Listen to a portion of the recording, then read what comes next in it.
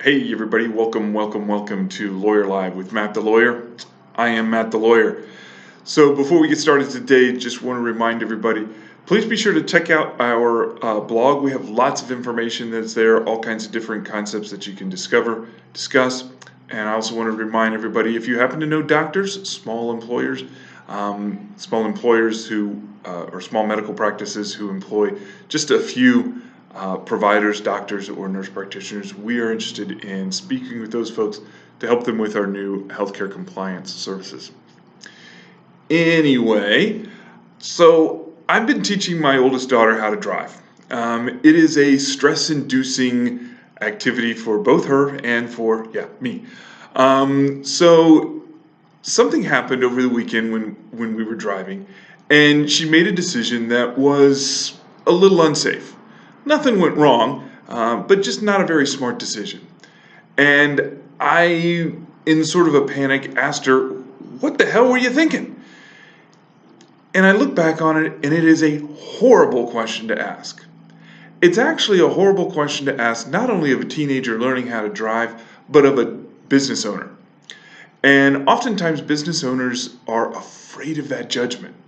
My daughter is afraid of that judgment. And it's not a very good question, because no matter how you phrase that question, what the hell were you thinking? What were you thinking? What was going through your mind? Those kinds of questions are inherently judgmental. And because they are judgmental, people will avoid calling their lawyer and asking questions. Okay? It is a question. What were you thinking is a question that implicitly or explicitly states whatever you were thinking was wrong, was bad.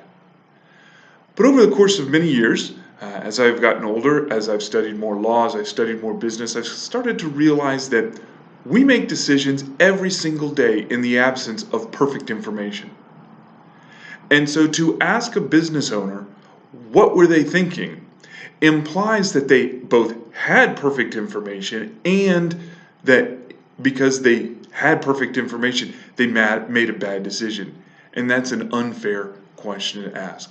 That's why one of our absolute core principles here is that we will never, ever, ever judge a client for the position that they are in. We look at a client's position from a viewpoint of fact. This is where we are. This is what we have to deal with. And then we ask the client, where do you want to go? Where do you want to be? Okay? We avoid the question of, what were you thinking?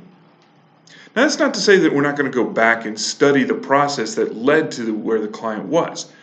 That's a necessary sort of thing. But we have to do it without bias. And it's hard to do.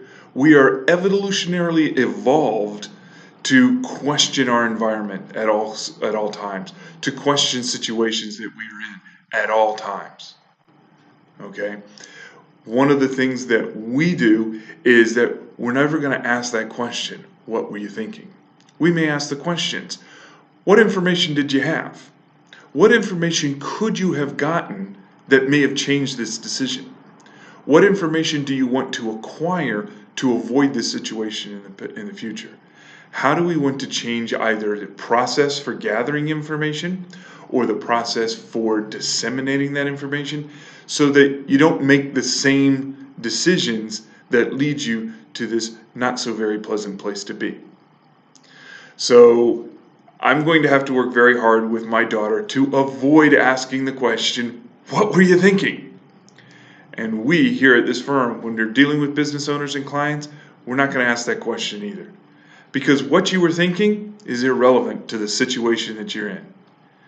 We are going to help you do a better job of making decisions. Not because we think your decision was wrong, but so that you can do better decisions in the future. This is Matt the Lawyer signing off. Go out and watch some live soccer. Bye-bye.